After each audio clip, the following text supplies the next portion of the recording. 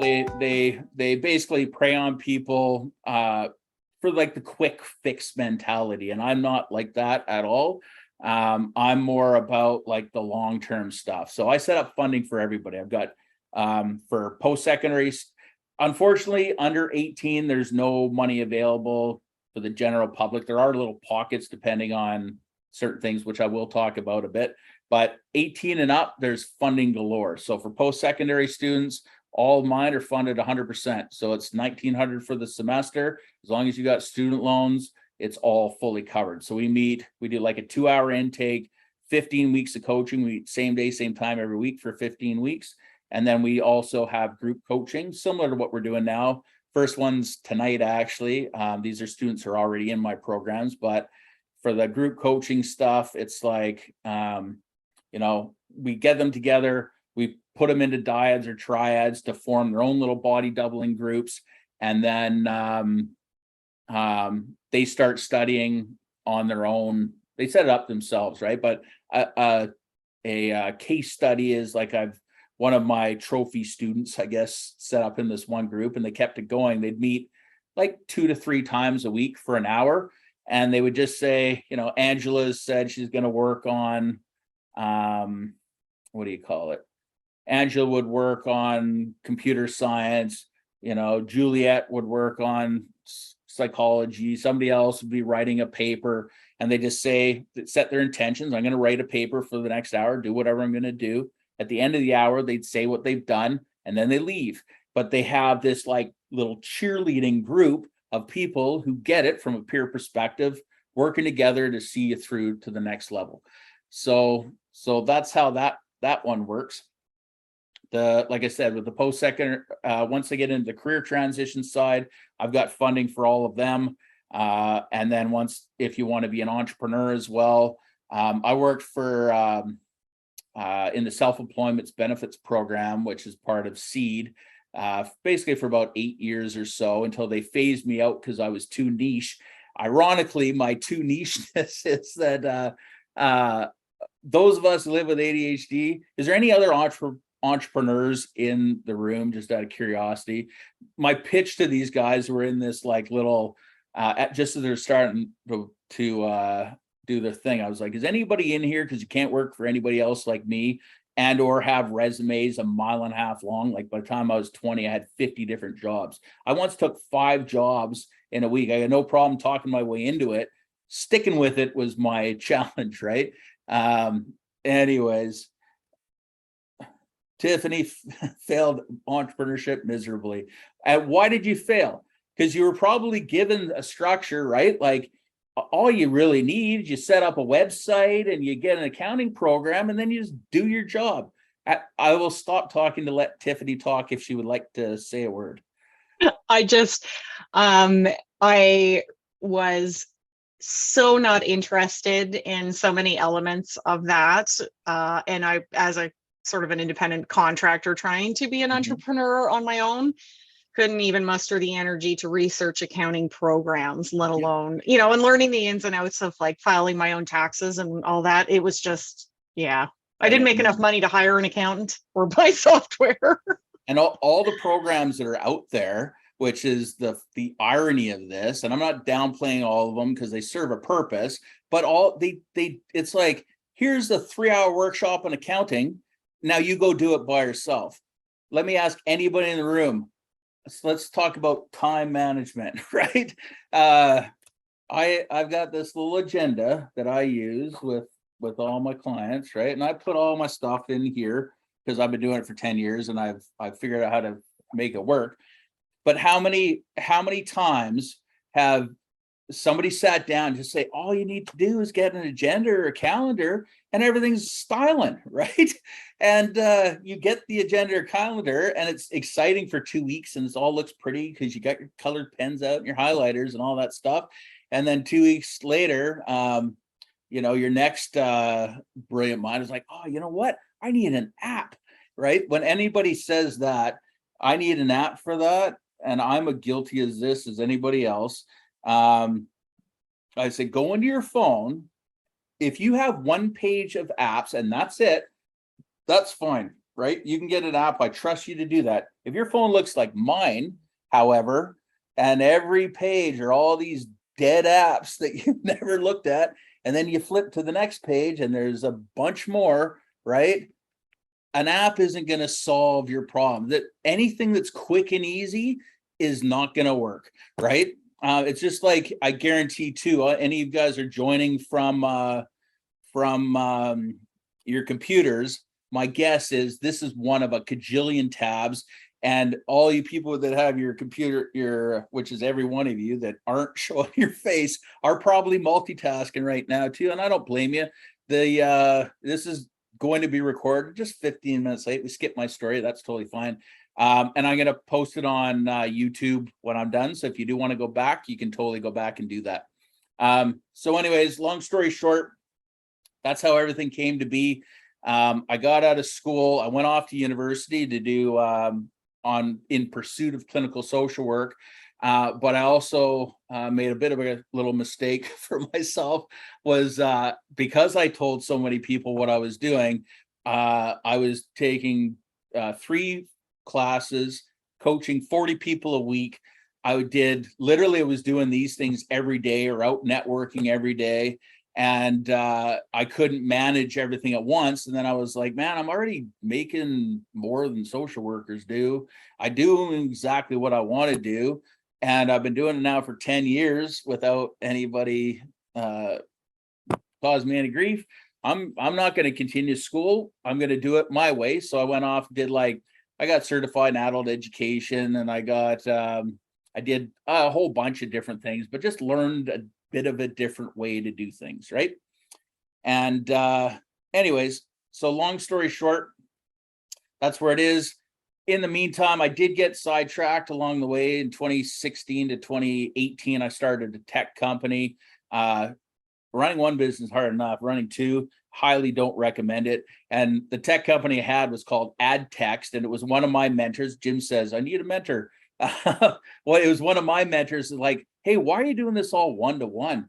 You got young coaches that are all in their around 25 years old is what my coaches were at the time, and they all text all the time. Why don't you start a business called ADDtext? So if you have ADD, text me. That was my thing. ADDtext.me was my website, and my fancy little pitches, and wearing my skinny suits and all that jazz, and pretended to be Mr. Salesman for a while, until they told me that all I could do was go sell, and I wasn't allowed to actually do the coaching. And I was like, I don't want to do that. Like, I like to stay present. So like Tiffany, you talked about managing all your bits and pieces, doing the admin and actually doing the stuff. I was like, I don't want to do all that stuff. I don't want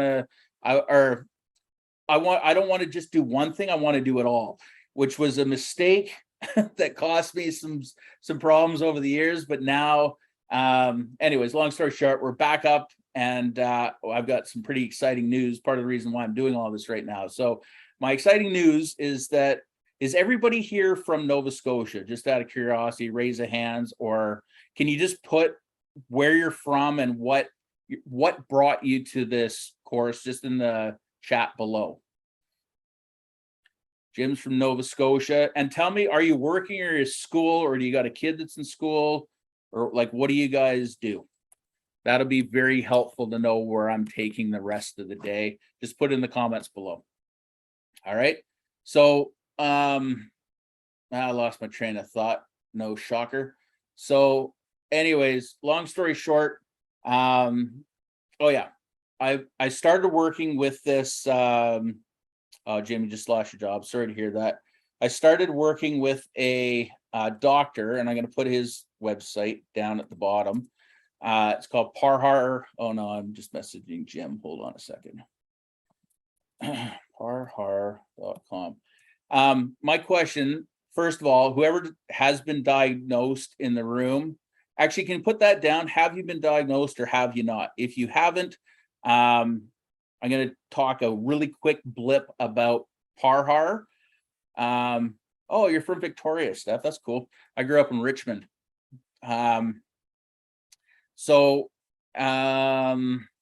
was I going to say? Yeah, Dr. Parhar. So basically here in the province, if you want to go get diagnosed, you can either go and pay $2,500 to $3,500 for a diagnosis through a psychologist. And honestly, the only people who need the $3,500 diagnosis is, and they still don't really need it, it's just how the system works in the school system, is within the school system, right? They say, go get your psych ed. Usually takes 2 to 3 years to get the damn thing because the school psychologists are so busy. Those who want to pay privately pay out their yin yangs for it. And then nothing really happens with it, right? You get this 30-page document. They don't follow the stuff that's in there anyways. And, if you're lucky, you might get a little bit of extra assistance. ADHD by itself, you're not getting like an educational assistant or anything else for the most part. And you kind of go from there.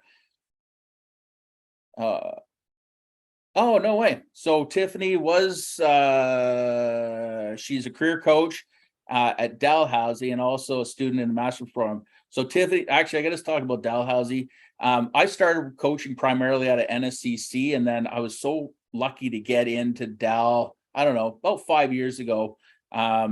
We started working with Dal, and now Dal is by far our biggest referrer of students. I just literally got off the call at whatever it was, right before I got on with the Dal student. So maybe she's your client. I don't know, Tiffany. She'll be signing up. Anyways, so so we started doing that. Oh yeah, so for Dr. Parhar, the reason why I started in there is because I started sending people to I started sending people to, well, the only clinic in town that's free was the Adult ADHD Center in Dartmouth. I'm not going to badmouth. All I'm going to say is if you want to know about how that one works, before you make an appointment, go to ratemymd.com and look at Dr. Joseph Sadek. I can't diagnose this because he's a Dalhousie prof, but go look him up and take a read. That's why. And as soon as you have a read, go to Dr. Parhar instead, because Dr. Parhar can give you a diagnosis. It was $250, now it's $300, but it's done with a nurse practitioner. It's completed in he says 4 to 6 weeks, but because he's booming so much, I'm like telling people 6 to 8 weeks. And in 6 to 8 weeks, he gives you he'll print off your paper, which is really all you need. You don't need a 30-page document unless you have learning disabilities, or if you're worried it's autism or something bigger, then yeah, go ahead and get the big psych ed. But if not, you don't, all you need is a piece of paper from a doctor to say, do I have it or do I not? As soon as you do, all of the stuff opens up. And Tiffany, I don't know if you can speak to that at all, being through Dal. Yeah, you take that, you go through student loans, you upload it, yes, I have a disability, and then all this funding open up. So how it works is that if you self-identify as a student with a disability, you can qualify for two grants. One is called this Canada Study Grant for students with permanent disabilities. That one's up to $2,000 per semester off your tuition. As soon as that one opens up, the next one in line is the services and equipment grant for students with permanent disabilities. On the services side, you can get tutoring, like up to 6 hours of tutoring a week. You can get academic coaching is what we do. You can get time on exams, writing in a private room, all kinds of accommodations. And one thing, not in university, this is just at college. If you go to NSCC or any of the private colleges, you can also do something called an accommodated course reduction, which means, say at NSCC, that's a set 2-year program. Yes, it's 18 and up. Yes. All the funding I'm going to talk about is going to be for 18 and up. So on a separate program, man, I got distracted by that. I'm on a run. I'm talking a million miles a minute. Yeah. So, oh yeah, the accommodated course reduction means, so say you've got a 2-year program at NSCC, you can literally go down and do that program over 2 to 3 years. And You only have to pay tuition for the 2 years, but you just take your sweet time doing it. So that's another one you can do through that side. On the equipment side, it includes, so you get $2,000 every 4 years towards a computer or a laptop. You can get, and then there's all sorts of assistive tech. So you can get like, I think it's $300 for noise canceling headphones. There's smart pens, any app you can think of. I get like Grammarly for my students. I even get these like old school agendas. That's covered through the grants. That to get these, this thing costs like $100, but it's a really good one. It's called a passion planner, just in case you want to see what that is. This is my go-to. I've been using it for 10 years. When people are like, oh, I just want to go and get a cheap one or get this and that, I was like, unless you know how to follow that all the way through, why don't you just go get this one? It's covered anyways.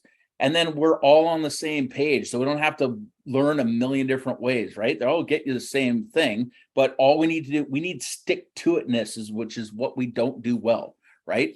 So anyways, long and short, that's all covered through that. And so if you're interested in any of that, or if you have a student that wants to go college, university route, all you gotta do is apply for student loans. And yeah, so you apply for student loans.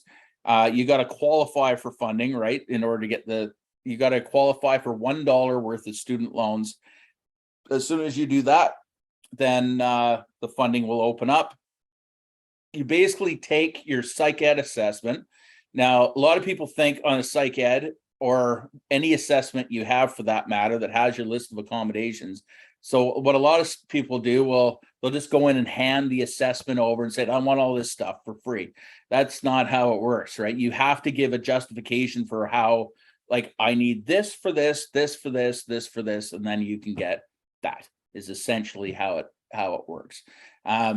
So on that side of things, if you go in and talk to the people in accommodations, they'll start with the basic stuff, right? They'll tell you, you can get money for your computer and your noise canceling headphones. Like, they'll walk you through the kind of the bare minimum. If you want any deeper, you have to be able to self-advocate.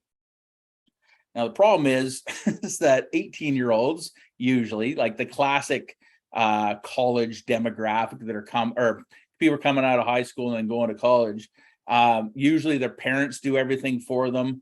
And they're not really allowed, the parents aren't allowed at the table. They're allowed for the first meeting, but they're not allowed to come back and be part of that process, right? So you got to trust that this 18-year-old kid is going to just put all this stuff in place.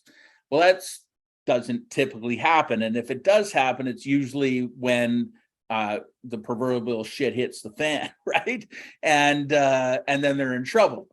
So anyways, so then they're in trouble. So what we do, we work from a preventative maintenance point of view, which took a long time for me to set up and get us funded the way we are funded, to be honest, because they're like, well, let's just wait and see how a student does. And then, give them 3 or 4 sessions and we'll see what happens. Has anybody in here done coaching or therapy or anything in the province? Like, the province loves brief therapy. You get 2 to 3 sessions, and first session you're in crisis, so you can't even compute what you're saying. Second session, you're kind of getting to know them. Third session, like, well, you're doing great, see you later, right? Jim says he's had a few sessions. Here in Nova Scotia, 3 is the magic number. In BC, I was lucky to get 10. And the only reason I got 2.5 years, same day, same time every week, I was like, I flat out refused to leave. I used my oppositional defiance sign. I was like, I'm not leaving. And I said, like, I came here to get better. I don't have the funds to go and spend $200 an hour with a psychologist or anything. What do I need to stay?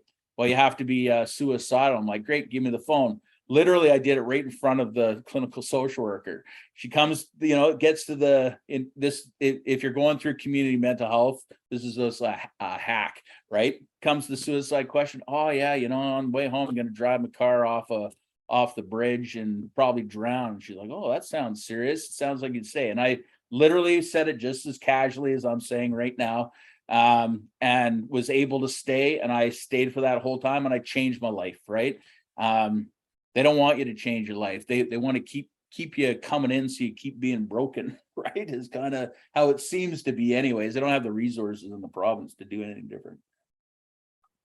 So anyways, so that's how it all works. So we help people out. And so literally the student that just came today, right? She's starting like 3 weeks late. We're just going to get her caught up. They'll fund that part. So basically what we do, day one, I do a needs assessment. That's what I was doing with her. Explain the coaching process, get her to send over a schedule, figure out where she's going to fit in our schedule. And I've got myself, another full-time coach who's coaching currently 34 students a week, which is insane. Ironically, I told her to do, I said, this semester, you're only allowed to take 28. And then a few weeks ago, all of us, including myself, we all have math learning disabilities. So math and us don't work so hot. But a couple of weeks ago, she's like, I made a mistake. And I'm like, what did you do? And she says, 4 times 8 doesn't equal 28. And I was like, no, you're right. It doesn't. So all of a sudden she was at 32, and then she forgot about some of these other clients that she had. Now she's at like 35. She's one of my managers too. And I was like, how are you going to have time to manage or do anything? And she didn't. But anyways, we're making do with it. I'm just taking over. And then I've got another coach who actually I'd hired through a grant. I used to coach her, and she's a writer. I hired through a series of employment grants. Basically got her for 16. What did I get her? No, 6 months for free, all funded. And she's doing a lot of copyright and editing and grant writing and stuff for me. But she was a social worker in her past life who burnt out because of the structure of the social work world and all the report writing and all that crap. And I said, well, do you want to do a little bit of coaching? So she's coaching like about 10 of our clients right now. And then I've got another contract coach, and all the rest of the coaches actually are all contract coaches that come in. But what I look for coaches, and this is just a point of reference, you have to self-identify as neurodivergent. So I actually just did an interview or an informational interview for somebody earlier this morning, and she's going on everything on paper looked great. And then I asked, do you have ADHD? And thank God, she said yes, because she's a ringer. And she may also be on the spectrum as well. I'm like, fantastic, right? So we coach from a peer perspective.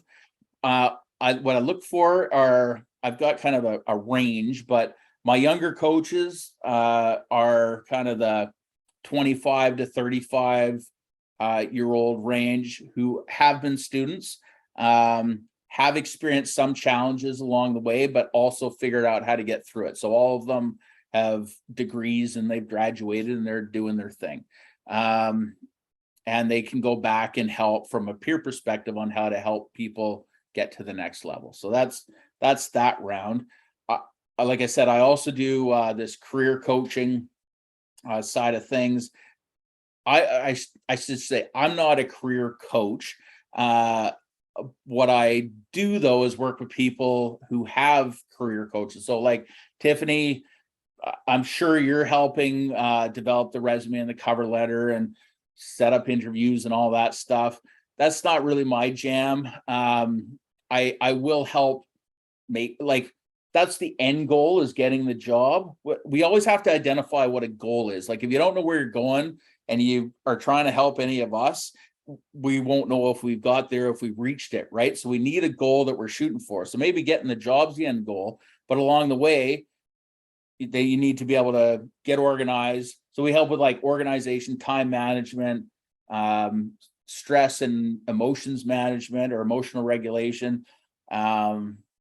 Communication skills, like a great one. Had a student who started with me. The mom signed. The mom was heavy on making sure her son was signed up, and the son, when I talked to him, was depressed. I could tell. I live with depression too. Tell from a mile away the kid's depressed, but yeah, sure, I'll come. Well, he missed his first week, then his second week, then his third week, and I tell these parents, I was like, either kids using it or you can use it too if you want, but either way, I'm going to be there. If you show up or not, I'm going to be there working on something that's going to help you. So the first 3 weeks are like, we get them signed on to our coaching platform. We do a coaching contract. We take all their course outlines. So the course syllabi, the universities are lucky because most of them are using D2L and Brightspace. So stuff's laid out for them. But at the community college, their course outlines is just like a recommendation. It's not even real, right?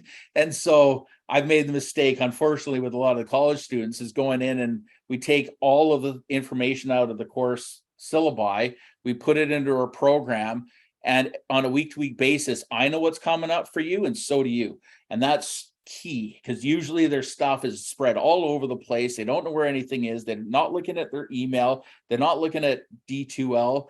Some of them don't even know what the Pulse app is, which is, if you do have a university student on that system, Pulse tells you what's coming up due every week, right?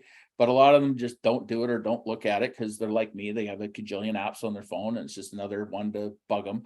But we'll sit down, and so we lay out the whole semester.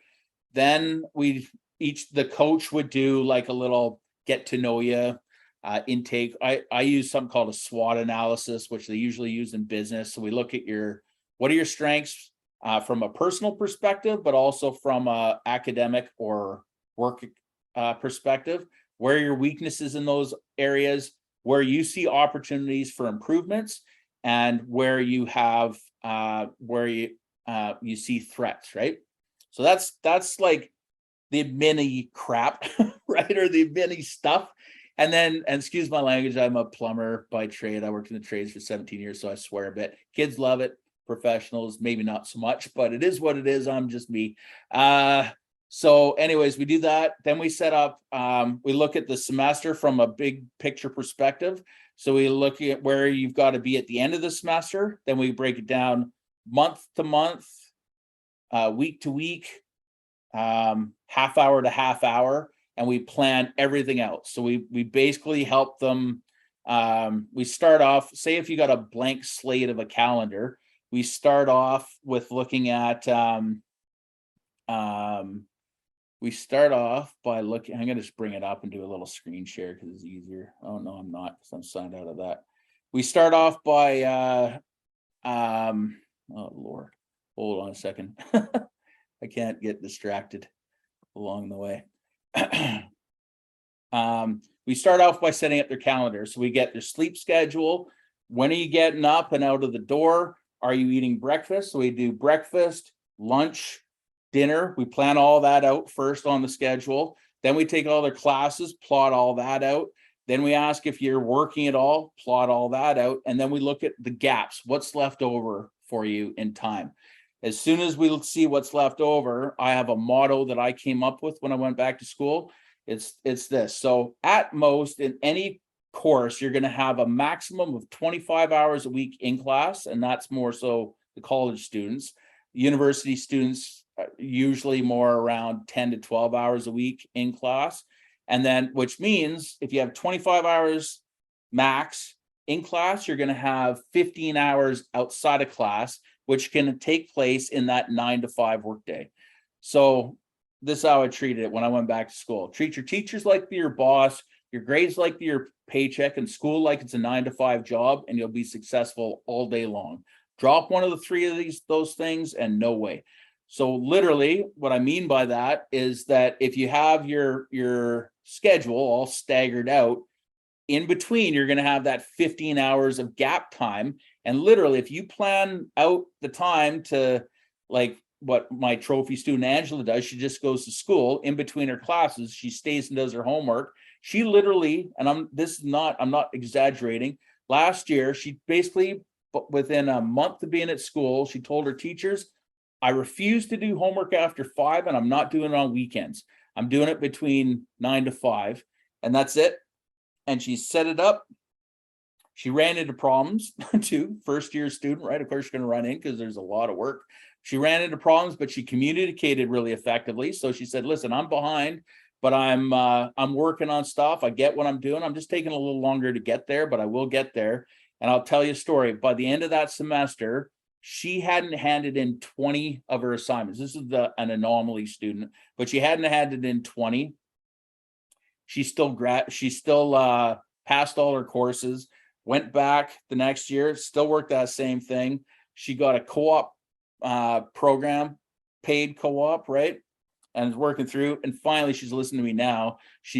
We told her to get down to 3 classes instead because she was driving herself bananas and got out of it, right? But with the most students, we try to get them to go, especially on a first year student.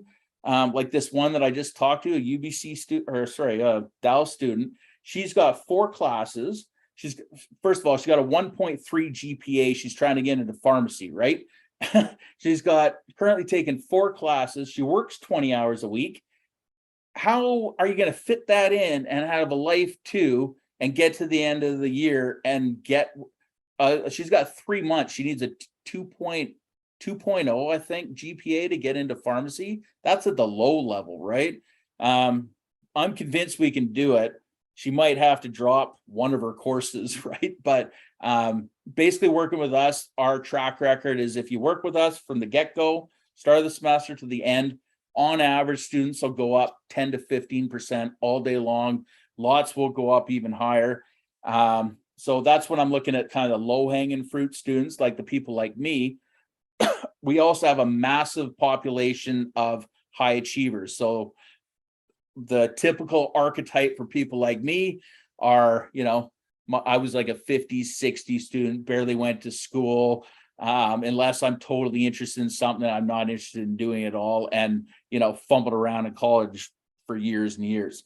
Our other demographic, and this is why Atlanta has 34 clients, and my other coaches are all tuned in for that, are females, high anxiety, 90% plus averages. But to get their 90% averages, they are working every minute of every day, and they can do it. They come in gung-ho in September. In October, they start to flatline. In November, they start to fall off the wagon and freak out. I'm quitting. I can't do it all, right? Because they've overcommitted themselves to the nth degree. And then we got to pull them out of the mix, right? All righty. I will catch up with you guys later. Thank you so much for joining, and we will talk to you soon.